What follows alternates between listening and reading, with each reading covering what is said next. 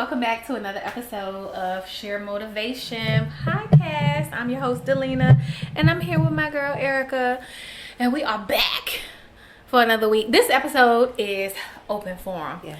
So we are just talking about the matters of the heart, okay? I guess we'll go with that topic. So,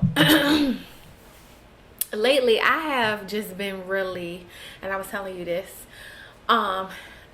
I really been battling like letting stuff go. I'm a grudge holder. That's what I do best. Mm-hmm. But I'm trying to get out of the phase of holding grudges. Mm-hmm. So the whole purpose of this, again, of course, is to motivate myself, but to motivate you listeners and watchers. If you don't have time, check it out on iHeartRadio, Spotify, or Apple Podcasts. But to just jump right in, I have been struggling with just not charging things to people's heart. Okay. Like if somebody does something to me, sometimes I can take it, hear what they have to say, and I may in that moment know I need to let it go and work on letting it go, but I really haven't let it go. Mm-hmm. That's the kind of thing. And so I've been working on that. Even in my co-parenting life, it's still those things of like, you really get on my nerves. You know what I'm saying? Yeah. You really get on my nerves. But I've been trying to let it go and just let God. But I think talking about it makes it a little easier to deal with, right? And I think in terms of co-parenting, the part of letting go is like really focusing on the children. Yeah. Not making it about me, you know, or not, you're not making it about that person, but it's like we're going to solely make it about the kids. So it forces you to not hold a grudge, mm-hmm. even when you want to. Even when you want to. So I don't know. You co-parent. Yes. What is your number one tip for co-parenting? Be flexible. You have to be flexible. Mm-hmm. It's unfortunately, I honestly feel that one of the parents is going to do way more, or I don't want to say way more. It's going to do more than the other parent. And sometimes those roles reverse. Sometimes the other parent will do more than the other parent. Which is, my thing is just remain flexible and open, because people change. Like the person that I'm co-parenting with is no longer the same person I knew when we were together. Mm-hmm. He's a different person. And it's so easy to hold on to the stuff that they were when y'all was together. Yeah. Ooh, yeah. That's so easy to do. Mm-hmm. Yeah, I think when you make it just solely about the kids, mm-hmm. yeah, it tends to make it a little bit smoother. I just don't like. That's a progress. That takes time though, because like depending on how things ended, it could still be a touchy subject. You can still get triggered, like we talked about last time. Mm-hmm. There's still certain triggers. So making it solely about the kids, it will take time. It's not like, oh, we're going to just make this about the kids. You still have feelings. You're still human, you know? Mm-hmm. So what happens? Like, I don't have this experience, like, but I know I have certain friends that do. And they're so... I mean, I do have a problem letting things go. But for me, in terms of the kids... I mean, if we're just going to talk about that for a second, I'm able to let things go for an extent, you know, to an extent, as long as anything, you know, nothing crazy happens. I mean, I'm cool with it. But what happens when, I guess, you use the things you're holding on to not allow the other parent to see the child? See, that is, so for me, in my personal opinion, if nobody's life is in danger and they're not teaching them any horrible behaviors, then I don't think you should hold on to it to not allow them to see their children. Yeah. But there are people that do it. Yeah. I haven't experienced that part of it. But to someone in that situation, what advice would you give them? That's hard. Yeah. That's hard. I don't know. That's a hard one. Yeah, I had a friend a while ago, and she was just so wrapped up in the things that played out in their relationship, and she did. And I just was like, that child deserves. Yeah. You know what I'm saying? No matter how much we get, that child still deserves. Yeah. You know what I'm saying? Yeah. So, I mean, it's just hard. Letting go, period, is hard. What happens when, I guess, I don't know if it's easier to let family stuff go, because I don't have a lot of family here. I know my mom, you know, me and her would bump heads, and it was real hard for me to have disagreements with her because I never felt like she was hearing me or own it. You know, that was hard for me. I don't know how people navigate it. I know I have certain family members that still holding on to stuff that their mother did from 20 years ago, and I'm just like, listen, that is your mother. You know what I'm saying? But then when I think about it, I'm like, but that's still a part of their story. It's still a part of their life, you know. I don't know. Are there phases to letting go? I feel like there's some stuff, I don't think it's so much letting go, because some stuff is just, it's a part of you, just like you said. So like, for instance, you know, the things that I had gone through with my childhood, I can say I've let go, but then there's still stuff that affects me in a way that I guess I didn't know would still affect me, and stuff would happen. You know, like something comes about with my child, and kind of like the same situation I went through, that would bring now up those feelings. And not so much that I'm harboring them when I was thinking of them, but something just brought it back. You know, and then I don't know, like it. And then for me, I think it triggers me to go into like this depressed state. You know what I'm saying? Like it's like this dark place where you have to like dig yourself out of, and that's like, I don't know. So that's what prompted me to just to try to put one foot in front of the other. That's all you can do. You know what I'm saying? So when something happens, I try to comb it out. I start with me. I ask myself like, okay, what role did I play? Where did things go left? Because I have to start with me. Yeah. And then if there's something that I know I messed up on, and I try to hold myself accountable. So it's recognizing it. It's going to the person and saying, hey, you know, I think we had some sort of understanding, because this is all a part of me letting it go. Because even if I go to them and they don't want to talk, right, I'm cool with that, because I still did my part. It still helps me to let it go. Yeah. You know what I'm saying? And so, now in terms of relationships, that hasn't always been my strong suit, I think. And that's why I said I was inviting God into the space of dating, and just allowing him to help me maneuver and picking, or just making the right choices when it comes to entertaining certain style relationships, because letting go of those seem to be a different challenge for me. You know what I'm saying? For me as well. Yeah. Definitely. Definitely. I don't know. I feel like that's the enemy, and that's a different time, different subject or whatever. That he just, I don't want to give the devil too much credit, because apparently a lot of people do, i.e. myself. But there are times that he'll put things, you know, like especially from your past. He knows what you're into. Let me go ahead and chess piece this right here. Because the devil knows. Yeah. Just the right type. He does. The right body style. He does. Right skin tone. Whew. Yes, he does. You know. But see, the good thing about it is that God uses that. So God allows that to happen so that he can use that for the better. But not a lot of people to the better. They just stay in the bad. You know what I'm saying? Oh, yeah. Because, like, I'll be like, I know, but I want that. That was just me the other day. I want that, you know. So I mean, we talked about letting the past go, letting, you know, things that affect you with people and situations go. But when it comes to dating, I think letting go is a little bit harder, because you create so many memories, you know, in that relationship. You know what I mean? It's like, it's a friendship, it's a hangout buddy, it's a confidant, it's all of these different roles that this person is playing. So I think in terms of a relationship, letting go is a little bit harder. Yeah. You know what I'm saying? Knowing when you need to let go. Yeah. Like, oh man, that's a big one, because it take me a long time to get to a place where it's like, okay, yeah, I probably need to let this go. Yeah. You know what I'm saying? Because you have all the other areas that you're focused on. It's like, you know, I think that when that person is your best friend and y'all are doing all of these things, it's just like, and you get to a place where you realize it's not working or it's not good for you, or maybe this is a person God is not sending to you, that point of letting go. I mean, it's hard enough to do in your friendships, your work relationships. It's hard enough to do there. Yeah.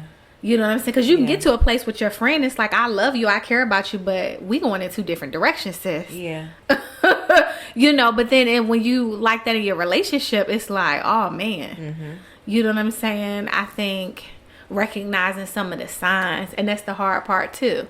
But you also are grieving when you part ways with someone, so it's not so much just the ending of the relationship. Now you're grieving the loss of someone. And that was heavy for me when I split with my son's father.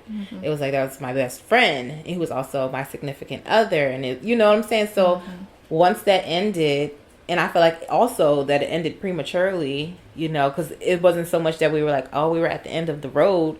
It was just a fork in the road, and we decided, you know, this ain't it. Yeah. So I lost my significant other, and I also lost my best friend. So I was grieving that, and I got in a really dark place because it's like he died. It does feel like a death. Yeah. It does feel like a death. Yeah. Yeah. I mean, if you're going through it, you'll get through it. But it's tough because, again, it's all of those memories. It's the memories, it's the fun times, it's the bad times, it's all of the things rolled into one. And everybody grieves differently, so it's kind of hard to say. I think what really helped me is I did 7 months of counseling. And one of the things that I struggled with, and it's not just a romantic relationship, it could be a friendship that ended, it could be a work relationship that ended. But one of the things that I know that I struggled with was, well, did I do enough? Did I communicate enough? Did I try hard enough? You know, did I talk? Did I, you know? And one of the things that I did a lot of reflection on and look back and was really like, okay, I was really happy about the fact that I was brave enough to speak what I wanted. Because a lot of men get in relationships and they're like, well, she was unhappy, I didn't even know why. Looking back, I can say, well, he knew why. He had the benefit of his lady telling him exactly why. And one of the things when I went through counseling was that she told me, she said, I want to stop you there, because I'm like, I'm constantly like combing through, like, was there something I could have did more of? Was there something I could have done better? Was there something I could have done differently? And she's like, I want to stop you right there. When you get to that place, you have to recognize you were not in a relationship by yourself. Yeah. So I want to challenge you to think about it. Did we do enough? Did we communicate enough? Did we try to solve? Because you can't carry the burden of something failing all by yourself if two people were involved. And I had never looked at it like that. You know, and then like you, it was some dark days, you know. And then I began to like forgive myself. So I guess it's the grieving, and then you go through the forgiveness phase. It's like, man, I forgive myself because I probably sat in that a little too long. I was friends with that a little too long. I was a partner in that for a little bit too long, and now it's time to move on. You know what I'm saying? It's time to do better. But that's a hard thing. It's very hard. You know what I'm saying? And then you go back to your life and it's like, I don't have that person no more. So then what? Yeah. You know what I'm saying? While trying to now co-parent with them. And you got to pour it, but you can't hold it against them now. Yeah. Because you have to now separate everything that went on in the relationship. You got to separate it because, again, you got these little people that's counting on you. Exactly. And it's not fair to them that you get mad about something that really don't have nothing to do with them, but it kind of do, but it don't. And now you block, you know what I'm saying? So it's kind of tough, you know. But if I had to give, like, the first step would be just to comb through it and say, like, well, what role did I play? Did I communicate? did we communicate? Like, that was like the biggest takeaway for me. But you got to dig deeper too, because then you have to figure out, were you communicating in their style that they were able to understand, and vice versa? You know what I'm saying? So it's like, yeah, did I communicate it? But like, I feel like I didn't communicate on his level. Like, what I was saying was just going in one ear and out the other, because that wasn't his style of communicating. You know what I'm saying? So it's like, now you gotta like you gotta analyze it really. Like, you know what I find with men, you know, they do have to, you do have to find a way to communicate. Because I know I used to go from 0 to 60 real quick. I start yelling, cursing. I mean, that person still lives in me. I'm working on that. But I would go from 0 to 60 real quick. But I did look back and see evolution in my communication style. But what I've learned is every man will do it for the one he wants.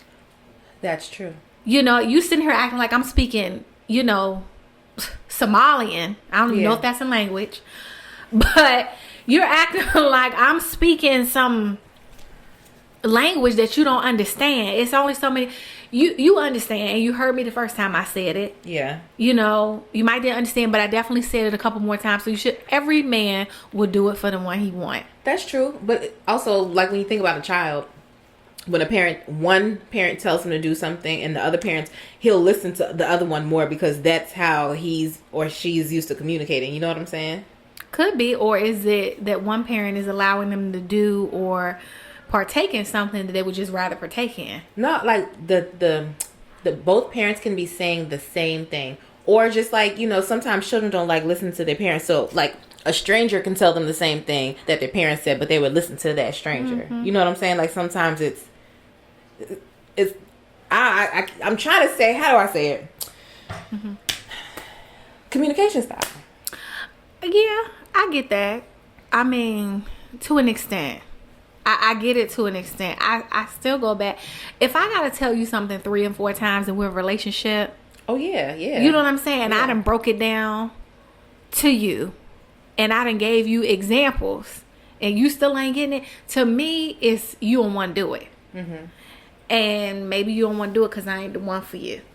Okay. You know what I'm saying? That's how I take. Now, I get it. Everybody's different. Everybody has, like, you're exactly right. Because I know in the past, one of the things I learned when I was in my relationship, like I said, I used to go from 0 to 60. And I noticed when I was yelling and I was speaking in that tone, he was tuning me out. Absolutely. And so we do have to learn how to talk to our men. You know, we do have to learn how to have the conversations at the appropriate times in the appropriate ways. I get all of that. You know, we have to give people grace because, again, we can have this conversation and they may not understand everything that you meant. Yeah. But then if we're having this conversation for the 3rd time. Yeah. And I'm sitting here talking to you like we at some sort of business meeting. Yeah. And you still ain't getting it. Yeah. It might be time. It might be time to think of other options. Yeah. You know, I think communication, on a scale of 1 to 10, how important is communication in a relationship? Girl, like 20. What? When do you recognize the communication is going bad? I think if you start on a good foundation, immediately you can recognize when it's going bad. Yeah. And that's what I feel like. You really should get to know someone, and you'll never really know someone until you're like years in. But I feel like if you have a really good foundation of them understanding you and you understanding them, that's a good start. Yeah. You know? Yeah, absolutely. I mean, communication saves relations. I've said it a million times. You have to be able to talk about everything, and I think it just gets bad when people are not listening with intent to attack the issue. They're listening to respond to what's being said. That's the first part. You know what I'm saying about community. I think just communication is just real important in a relationship. Yeah. You know, and if you can solve that and fix it and get on a good path, then you won't have to let the relationship go. Yeah. You know, I mean, I feel like pride kills a lot of stuff. And pride has so many levels to it, because I didn't know that I was prideful until like I read the definition of pride, and I had quite a few attributes. You know what I'm saying? So like pride definitely kills a lot. Yeah. Yeah. I mean, if I had to say that I was working on something. I think that I'm a fairly good communicator. I think, like I said, when I get to that place where I'm just like fed up, that's the tough space for me.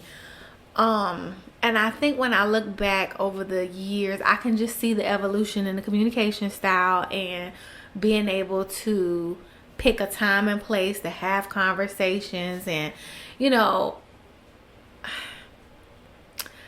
I think that there is probably a part of me that it is prideful. You know, if I feel like I know I'm right, then that's where I'm like, you know, I'm like cutting them off. Like, I don't want to hear this, you know. But yeah, I'm working on that. Mm-hmm. And just letting go. Also, in terms of letting go, is letting go of the beating self up for stuff. Yeah. You know what I'm saying? Yeah. So when I think of letting go, I think about all aspects of letting go. Mm-hmm. And, you know, the final part of that is just letting go for beating self up, you know, and recognizing that maybe I did sit in these spaces a little too long. Yeah. But I'm going to focus on the takeaway. Because it's really shaping. That's big. You know, when you think about it, if you've learned from it, it's really shaping you into being like one hell of a person. Yeah. You know what I'm saying? Yeah. So letting go of, well, why did I do that? Why did I say that? Well, why did I let that happen? It's just receiving like the lesson. Mm-hmm. You know what I mean? That's perfectly put. That's perfectly put. Yeah, I don't like that I went through that, but I'm so focused on the lesson that I got. And I'm so focused on the benefit of where it's taking me that I can no longer beat myself up. Yeah. And I have to let go of the negative feeling that's attached to it. You know what I'm saying? Yeah. Because when I say I hang on to stuff and don't let it go, I'm also talking about myself. Okay. You know, I'm talking about myself. It's not so much about everybody else and what they did to me. But I'm my biggest critic, my own worst enemy. I beat myself up for 2 years. You know, now something that happened 2-3 years ago. Yeah. So it's that part of it too. And just being in that lesson, you know, and being thankful for being able to go through it. Because learning this lesson is perhaps saving you from something much more sinister. Absolutely. You know what I'm saying? Yeah. So I'm learning to let go a little bit more and be grateful a lot more. You know what I'm saying? Instead of like, why this had to happen to me? It's like, I thank you for it happening to me. Because now I got to see who this person really was. Or now I got to see why I didn't get that promotion at that job. Because this was in store. And this probably would have sent me to the ER because of stress. You know what I'm saying?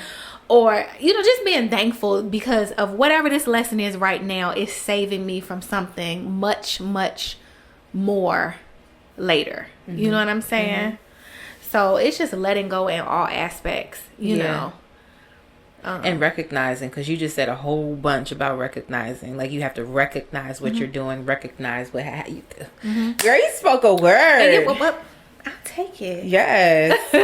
And, you know, also how you get to recognition is spending more time with self. Absolutely. That's something. The noise. Drown out the noise. Sometimes in the car, I don't ride with music. I just want to be silent. Yeah. You know what I'm saying? And like I said before, one thing I started doing when I wake up in the morning, I'm spending those 2 or 3 minutes just laying there. My feet don't touch the ground. I'm just thanking God for waking me up. Thankful that I know where I am. I know my name, my age. But at the end of the day, I'm thanking God. Okay, thank you for my day. Just thank you for that lesson. Thank you for that conversation that I had with so-and-so. You know, thank you for that disagreement because it allowed us to get here. Or thank you for that misunderstanding because now we had to have a conversation and this came out of it. Yeah. So just being alone and recognize, it allows you to recognize. Yeah. You know what I'm saying? And so I guess I'm now, instead of being in a space of holding on to everything, I'm now entering a phase of just being grateful for everything. Because even if I don't like it, guess what? I still get to feel. I still get to cry. I still get to come home, be frustrated about my day. I still am living. It reminds me I'm in the land of the living. So I'm grateful for that. And also just recognize, like, I'm going to get through this. Yeah. I'm going to get through it. I might not like today, and I probably don't like tomorrow, but I'm going to be grateful and get through it. Because it could be worse. I could be dead. Yeah.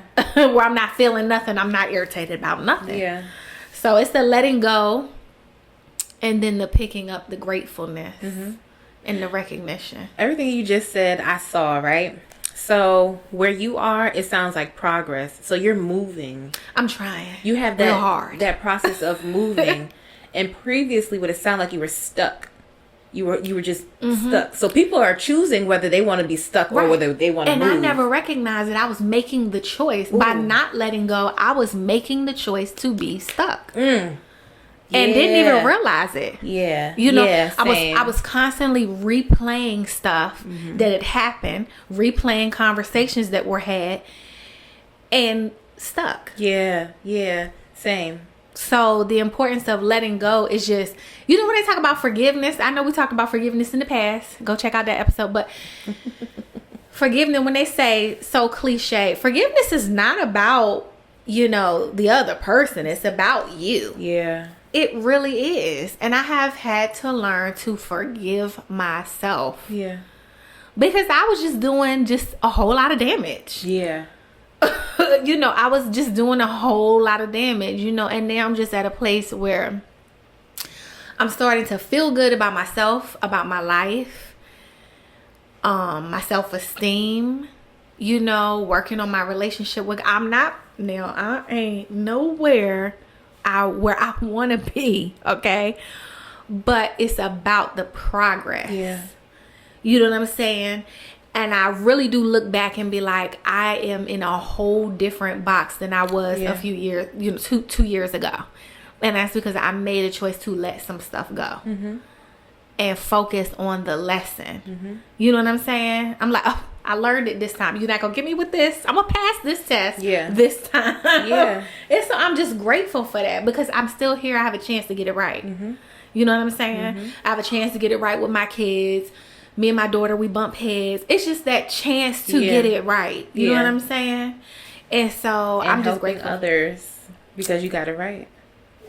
Sheer motivation, guys. Sheer motivation. Motivating you to let it go. Let it go. Yes. Let it go. Let it go. Thank you so much for tuning in to another episode of Sheer Motivation Podcast. Make sure you come back next week and watch, okay? Share motivation each and every week. Love you. Bye.